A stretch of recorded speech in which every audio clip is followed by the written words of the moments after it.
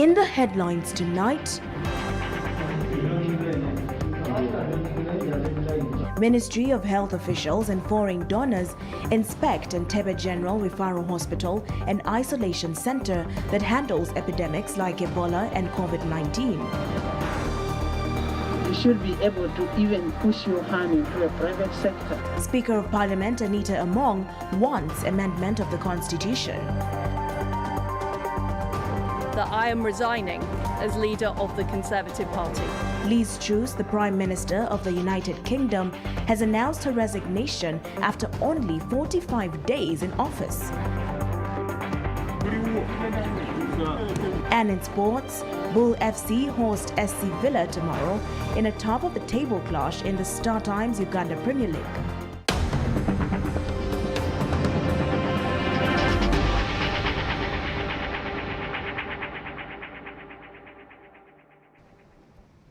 A very good evening to you and welcome to CTV PM Edition with me, Melissa Mboha, and Isaac Luchamuzi on Sign Language. We start off with matters health. Officials from the Ministry of Health and donors have today inspected Entebbe General Referral Hospital and Isolation Center, where government has been handling epidemics such as Ebola and COVID-19. The Minister for Health, Dr. Jane Ruth Acheng, has today urged Ugandans to remain calm because they have managed to contain the Ebola epidemic. The details. Officials from the U.S. Embassy, Embassy of Norway, the British High Commission, UNICEF and the World Health Organization are some of the partners that joined the Ministry of Health in Entebbe for a special tour of Entebbe General Referral Hospital and Isolation Center. During the inspection, the Minister for Health, Dr. Jane Ruth Acheng, revealed that the hospital is currently housing and treating one Ebola patient, a lady who got the virus from her late husband. And she's gradually improving. She's the wife to the first case who came and passed on in Kampala, whose contacts are currently in Mulago Isolation Facility. According to the minister, they are ready to fight the pandemic because they have enough materials and the necessary facilities. We have 24 registered deaths. As of yesterday, 3 cases tested positive, but with epidemiological link. So we know where they are.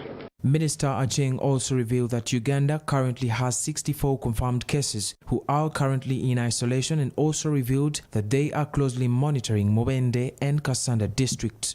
But we are hopeful that with more deployment that we have done of health workers and epidemiologists in Kassanda, things will begin to take shape.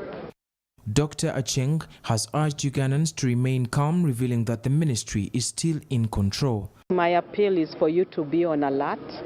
We love receiving rumors and alerts. So whatever rumor you have or alerts, please alert us. According to the Minister for Health, Dr. Jane Ruth Acheng, the partners were given this tour to give them confidence and to show them where the funds have been going. The coming of the partners will also give them information so that they can know where to invest more without having just to think about where to invest according to the response plan. The hospital has bed capacity of 9 people in the intensive care unit and 50 bed capacity of other patients. Recently, the Minister for Health, Dr. Jane Ruth Acheng, saw off 5 health workers who had recovered from Ebola at the very hospital, which is now the official facility for treating Ebola. Members of Parliament from Kassanda district are complaining about the brutal force being employed by security operatives, especially police officers who are enforcing the Ebola lockdown guidelines in the area. The lawmakers say police officers have been beating up residents, which is a violation of their rights. It is barely a week since President Museveni announced a partial lockdown in Mubende and Kassanda districts to stop the spread of Ebola that has claimed 25 people. Police officers who were deployed in the area to enforce the directive have been accused of torturing and beating residents they deemed to violate the lockdown guidelines. We have a case of a teacher who was going to pick UNEB exams.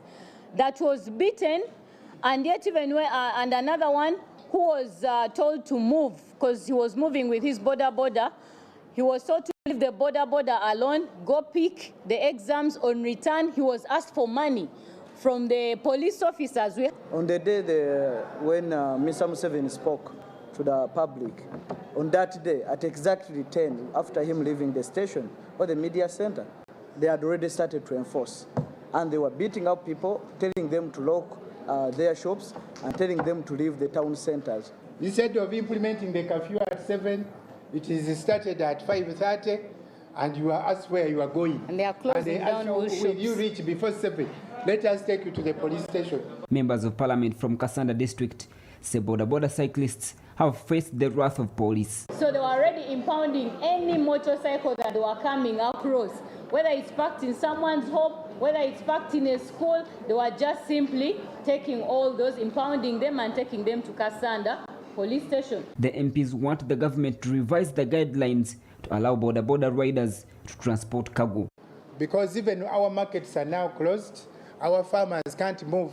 We don't want to carry passengers, but we want the borders to be able to carry cargo. 5 Ebola cases have been reported in Kassanda district with 1 death. It is reported that some contacts are still on the run. They have only got 73 contacts out of the expected 150. So as members of parliament, we want to call upon the people of Kalwana to work together with the health teams to see that they volunteer the contacts and we fight together to defeat the Ebola.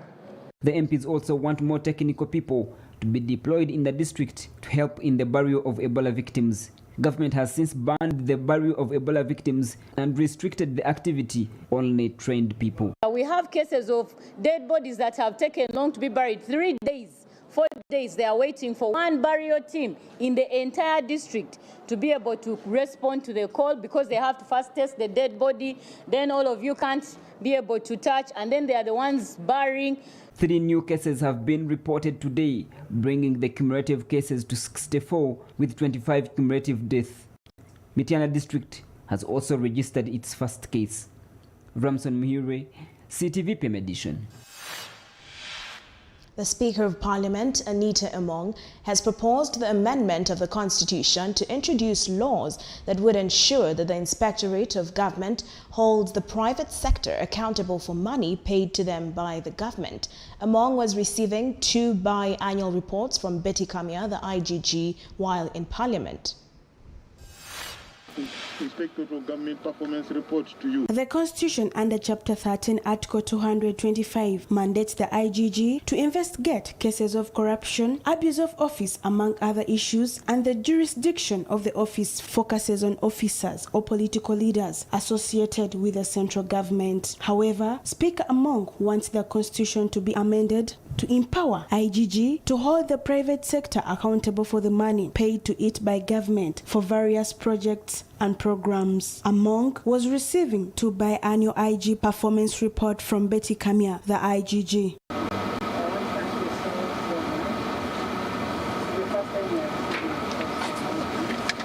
Parliament will do whatever is required to ensure that we protect the government funds that is being siphoned into private sector, and you should be able to even push your hand into a private sector where money that belongs to government has gone to a private sector. And of course, at the end of the day, it is the taxpayer who suffers. That's why we need a constitutional amendment to that effect. The report that was derived from the study by the IGG and Germany International Cooperation indicates that environmental degradation costs Uganda 2.8 trillion every year. It shows that absenteeism in the public sector costs the government shillings 2.8 trillion per year. The report also indicates that 2.8 billion was recovered from the prosecution of corrupt government officials. Shillings 4.5 billion was the amount of money that was recovered from the assets confiscated from corrupt public officials. According to the Director of Research, Education and Advocacy, Stephen Okorore, the value of cases under investigations is shillings 589 billions and US dollars 268 million. He says 15 cases being investigated are high profile. The value of the cases which we handled in the period under review, under presentation here, was Uganda shillings 589 billion and US dollars 268 million.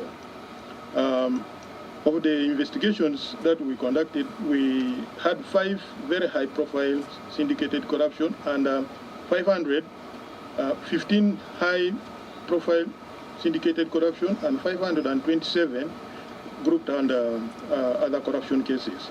According to Kamia, to ensure that the Inspectorate of Government efficiently implements its mandate, there needs to be an amendment of the illegal framework in relation to civil assets recovery law to boost recovery of stolen or misappropriated money. Very important, Right Honourable Speaker, and we are really grateful that Parliament is going to come out to assume your responsibility under Article 229, which provides that IGA is an inspectorate that reports to Parliament and that Parliament would appropriate an independent budget controlled by the IG. Among later met officials from Equal Opportunity Commission led by their chairperson, Safia Nalejuko. Need for more action by the Commission in tracking the actual budget execution. Whether what we approve and say this belongs to the youth, belongs to the women, belongs to this, is being executed as it is said in the budget. Mr. Speaker, the Parliament having one of our roles of budget appropriation, we plan to enhance EOC's work with Parliament and your office to ensure equitable allocation of budgets and impactful implementation of development programs. Sarah Nakandi for CTV PM Edition. African countries under the Intergovernmental Authority for Development, as well as East African member countries, will meet in Kampala to discuss matters related to access to land and ownership in the region. The Minister of Land and Urban Development, Judith Nabakoba, says the meeting, which starts on October 24th, will attract Chief Justices from member countries. Access to land and ownership are one of the leading causes of conflicts in Uganda. Many people have been evicted from land by syndicates of the rich and powerful. Lands Minister Judith Nabakoba says the problem is worsened by people's ignorance about land laws as well as poverty. I think for review, we are going to begin on the process of reviewing our land policy to enable us at least be in position to do things that are current, but also which suit our situation going forward.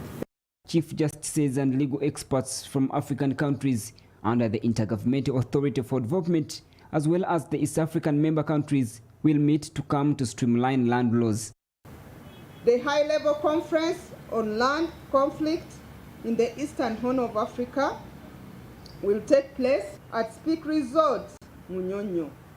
The conference is the main series of events that have been organized by the government of Uganda, IGAD, and IDLO.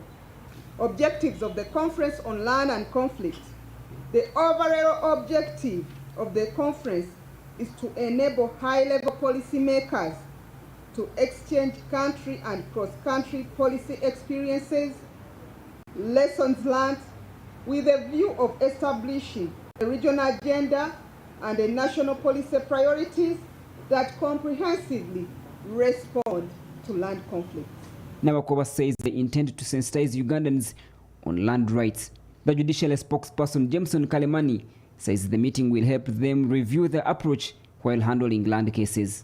It is estimated that in the land division, if you calculate all the matters that are there, it can be up to around 3 trillion being held up there in the disputes that are in court. Someone bought land worth a lot of money, and before he could do anything, a conflict arose, and therefore his money is held there. He cannot develop the land, and that money is held there. What can we do to fight this backlog? One of the ways is what is going to happen during that Justice Week. Bringing those judges and magistrates together, discussing, comparing notes with other regional courts. How are they managing in their countries? Government has released 134 billion shillings for roadworks and repairs. We bring you this story and more after the break.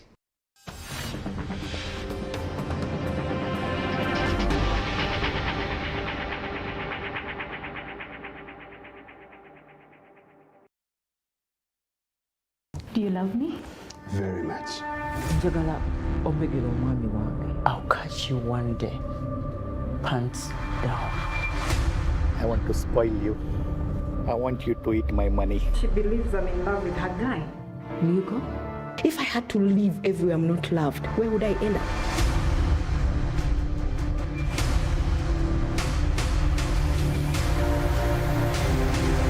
The dirty guy hides in the hospital for 40 years, but at night, he walks the streets, commits crimes, and then he comes back and pretends to be alive again. I will break you, Spooky. Do not answer any question about Roho kwa Roho. Use your brain!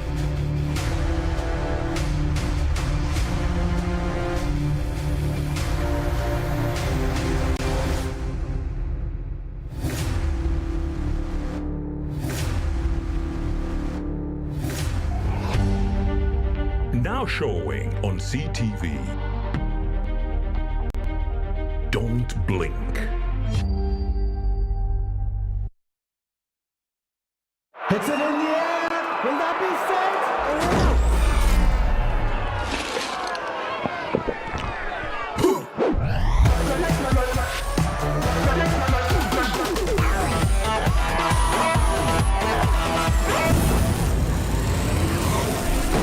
He's done it!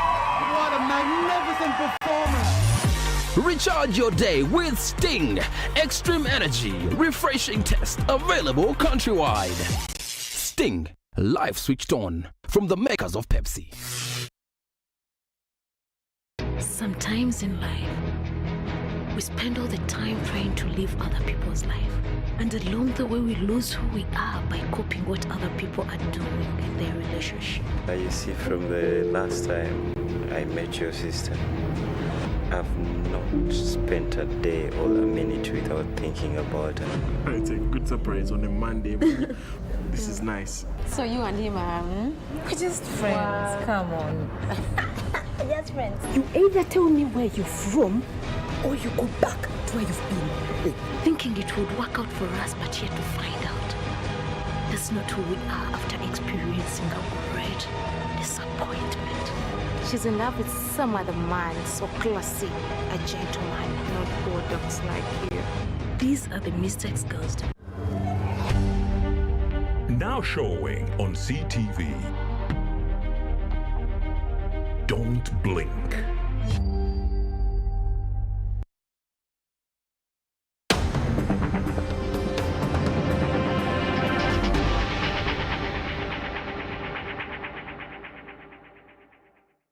Welcome back to CTV PM Edition with me, Melissa Mboha, and Isaac Luchawazi on Sign Language.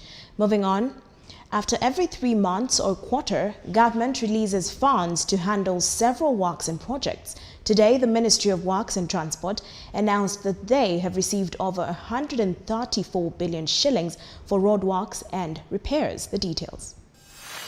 According to the Minister for Works and Transport, General Katumba Wamala, the Uganda Road Fund has already released funds to several government agencies such as the Uganda National Roads Authority, Kampala Capital City Authority, and several districts for road works and repair. Because some roads are going to be reconstructed.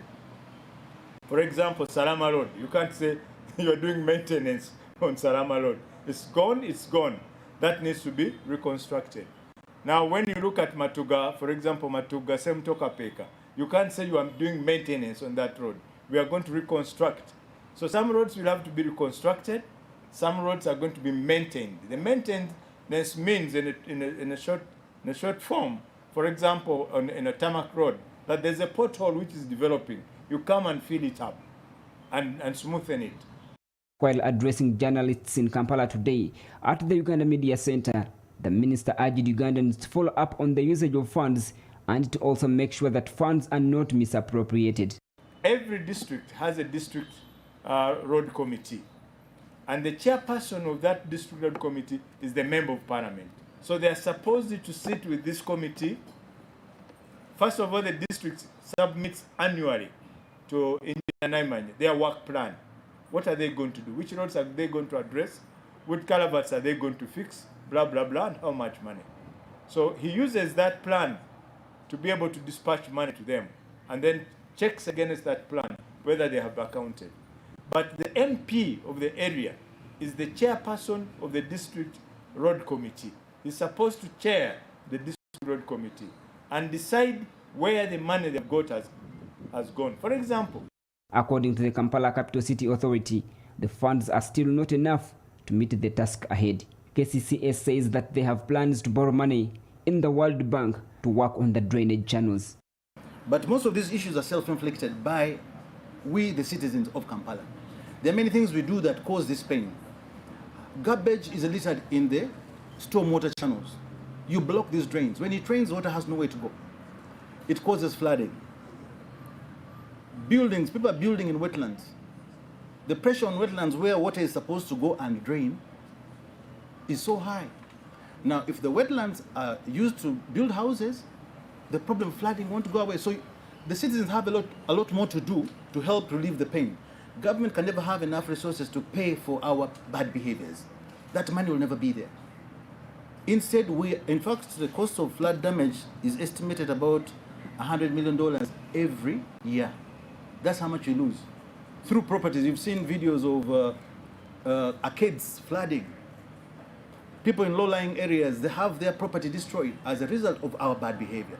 If we followed the Building Control Act and the Physical Planning Act, which governs development control, most of these problems would not be as bad as they are. Even if we don't have money, the problems would be as bad as they are right now.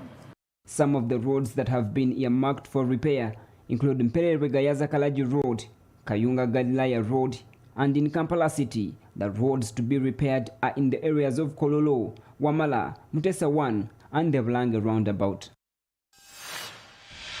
Students from several Kenyan universities have joined Muslim, Christian, Hindu and tribal leaders in a march in Machakos County demanding that COP27 deliver commitments for universal access to clean and affordable energy for Africa. The students also called for an end to persecution of Ugandan students opposing the construction of the proposed East Africa crude oil pipeline. Students from different universities in Machakos, Kenya took to the streets to protest against the government's motive to use fossil fuels in the proposed East African crude oil pipeline. This comes after the government implemented the scheme to incentivize fossil fuels in the country, despite promising to embrace the use of renewable energy in December last year. 1,000 people have been displaced from their communities because the government has seen that land to be where the pipeline is supposed to pass. Up to when we are speaking, some people have not been compensated, and those that have been compensated for their land have been given less their land value. During the protest dubbed Kick Fossil Fuels Out of Africa, the protesters expressed their support for the Ugandan citizens that had been arrested for opposing this move, calling for an end to their persecution. They are standing in solidarity with the students who were arrested in Uganda because they were trying to stop their government of speaking against the East African crude oil pipeline project that is in Uganda and Tanzania. We are not going to be here just to talk base without taking action, and that is why we are building a movement of young climate digital activists, beginning with what we have just heard here. When do you want it? Now. Tom Kaloki, the Greenfield leader, says allowing the use of fossil energy will steer the country back to the neo-colonialism. We have to remind him that him allowing now new fossil fuel projects in Kenya, it will take us back to neo-colonialism. According to the protesters, the fossil fuel activities will have a negative impact on the members of the community, with some of the effects already being felt. It is interfering with people's culture. when you bury your loved one and then the government needs the land for the project, is the government going to compensate you for the person you buried? The organization called for the government to uphold the promise made on using renewable energy last year. Kenya's implementation on the fossil fuel comes when there is a global cause to tackle climate change around the world. Absolo Mongoru for CTV PM Edition.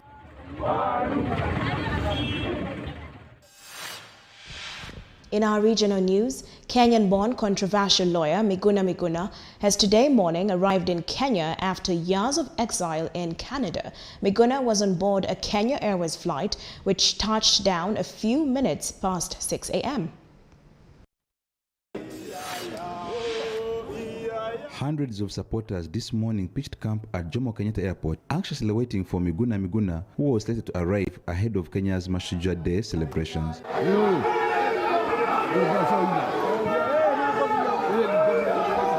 Miguna's supporters were seen drumming up support, and as soon as he arrived, he was flanked by journalists.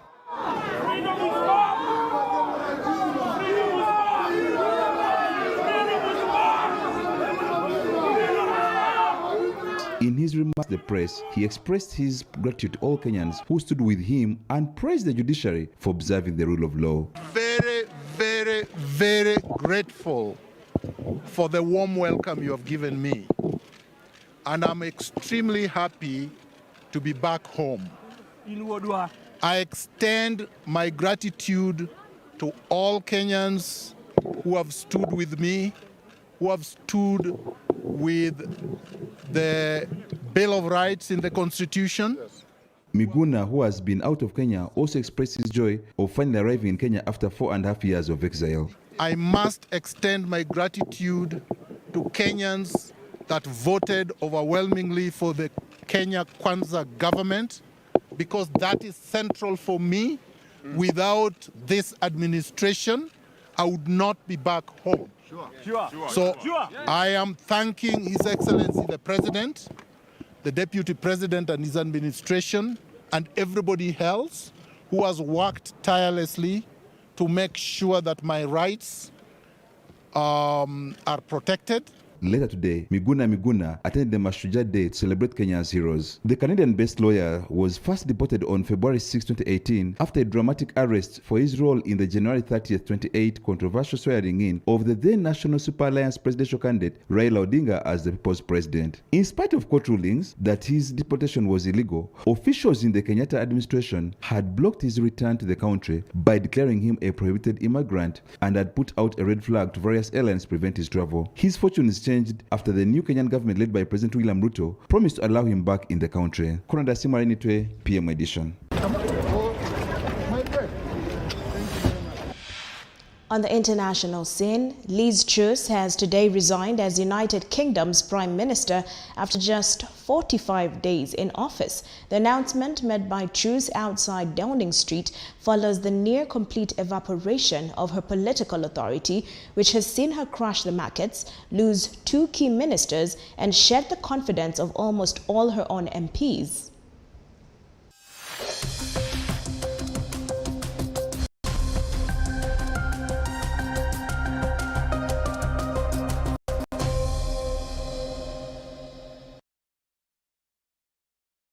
British Prime Minister Liz Truss made the shock announcement today after 6 turbulent weeks in office, making her the shortest-serving Prime Minister in British history. And we set out a vision for a low-tax, high-growth economy that would take advantage of the freedoms of Brexit. I recognise, though, given the situation, I cannot deliver the mandate on which I was elected by the Conservative Party. I have therefore spoken to His Majesty the King to notify him that I am resigning as leader of the Conservative Party. Speaking outside her Downing Street office on Thursday, Liz Truss said she could not deliver on the promises she made when she was running as the Conservative leader, having lost the faith of her party. According to Truss, she spoke to His Majesty the King and informed him of her resignation as the leader of the Conservative Party. Families and businesses were worried about how to pay their bills. Putin's illegal war in Ukraine threatens the security of our whole continent.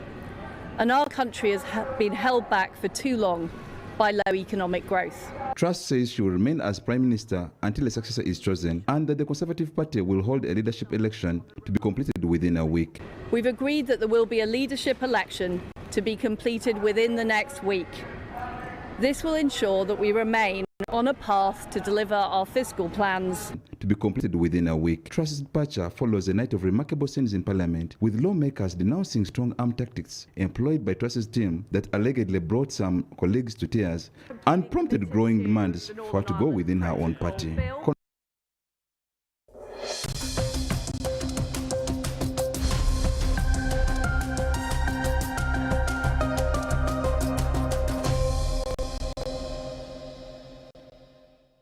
PM Edition returns shortly with more news from the world of sports.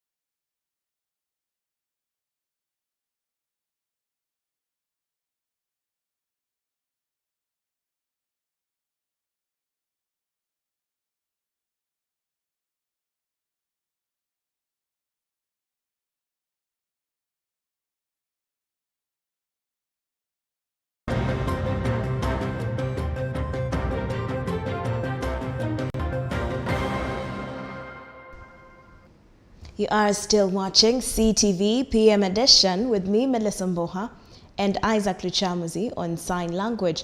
In the world of sports, Bull FC host SC Villa tomorrow in a top-of-the-table clash in the Star Times Uganda Premier League. Bull FC, the early pace setters, play second-placed Villa in Jeru in the fourth round of matches, with both sides liking to stretch their unbeaten runs. Take a look. After two draws yesterday, round 4 of matches in the Star Times Uganda Premier League continues tomorrow as league leaders Bull FC entertain second place SC Villa. Bull FC and SC Villa both have 7 points after picking up 2 wins and a draw each in their opening 3 games in the league. Bull FC head coach Alex Isabirie says they are ready for the challenge. Bull FC, who won last season's Stanbic Uganda Cup, are aiming to win their maiden league title. SC Villa, on the other hand, have a record 16 titles, and Isabirie is aware of the impressive start this season. He is confident that the home advantage will help his side get maximum points to stay top. SC Villa will be looking for a first win against Bull FC, having failed to beat them in the last 7 league fixtures since 2019. Wakiso Giants also host newcomers and rock-bottom Black Power tomorrow at the Kawaka Chawagu Stadium in the Star Times Uganda Premier League. Absolo Mongoru for CTV PM Edition.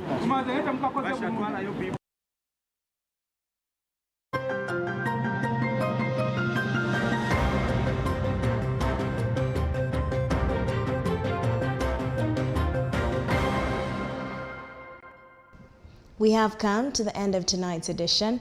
Thank you for staying tuned in and thank you for keeping it CTV. Catch us here same time, same place. From the entire team, we wish you a good night and be blessed.